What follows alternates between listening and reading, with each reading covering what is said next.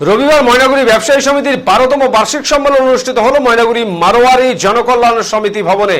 এদিন ময়নাগুড়ির 16টি অঞ্চলের প্রায় 30টি ইউনিট এই সম্মেলনে অংশগ্রহণ করে। সম্মেলনে উপস্থিত ছিলেন ময়নাগুড়ি পৌরসভার চেয়ারম্যান অনন্তদেব অধিকারী, ভাইস চেয়ারম্যান মনোজ রায়, এছাড়াও উপস্থিত ছিলেন ফসিনের কর্মকর্তারা। এছাড়াও এদিনের এই সম্মেলনে প্রায় 1000-এরও বেশি বিভিন্ন ব্যবসায়ী উপস্থিত ছিলেন।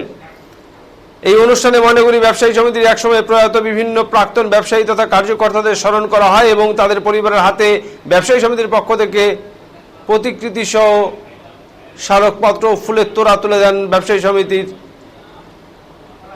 কর্মকর্তারা। এর সঙ্গে তারা তাদের সমবেদনা জানান। অনেকেই এই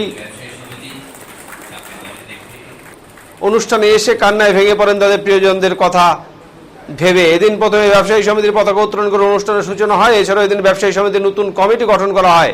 এদের মূল কমিটিতে মোট 17 জন এবং উপদেষ্টা কমিটি মিলিয়ে মোট 77 জন নির্বাচিত হন। এদিনের এই অনুষ্ঠানে আইসি সুবল ঘোষ চেয়ারম্যান এবং ভাইস চেয়ারম্যান সহ এলাকার কাউন্সিলর গোবিন্দ পাল বাজারের বিভিন্ন বিষয় নিয়ে আলোচনা করেন। এদিনের এই সম্মেলনে আলোচনা সভায় ময়নাগুড়ি বাজারের বিভিন্ন দিক তুলে ধরা হয় এবং আগামী দিনে ময়নাগুড়ি বাজারকে আরও কীভাবে সাজানো যায়, সেই সঙ্গে বাজারে যেসব সমস্যা রয়েছে তা কী করে সমাধান করা যায় তা নিয়ে ভাবা হবে বলে ব্যবসায়ী সমিতির পক্ষ থেকে জানানো হয়। আপনাদের যে নতুন কমিটি একটা গঠন হলো এই ব্যবসায়ী সমিতির, মানে এটা কি কততম আপনাদের সম্মেলন হলো? এটা বেসিক্যালি আমাদের 10তম সম্মেলন। আমরা প্রত্যেক বছর সম্মেলনটা করি না। আমাদের 1980 সালে ব্যবসায়ী সমিতি স্থাপন হয়েছে, তারপরে এই একটা সম্মেলন হলো। সেখানে আমরা 3 বছরের কমিটিটা আমরা নির্ধারণ করলাম। সেই কমিটি আজকে আমাদের ঘোষণা হলো। এটা কি 3 বছর ধরে? 3 বছর এই কমিটি থাকবে। ও আজকে প্রথম থেকে কি করলেন?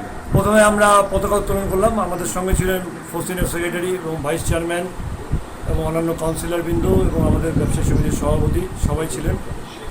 এটা কতদিনের কমিটি হলো? এটা আমাদের পুরো ময়নাগুড়ি বিধানসভা নিয়ে আমরা এই কমিটিটা গঠন করেছি। সেখানে আমাদের 77 জনের কমিটি হলো। ফসিনের যারা ছিল, ফসিনের আমাদের সেক্রেটারি বিশ্বজিৎ দাস ছিলেন।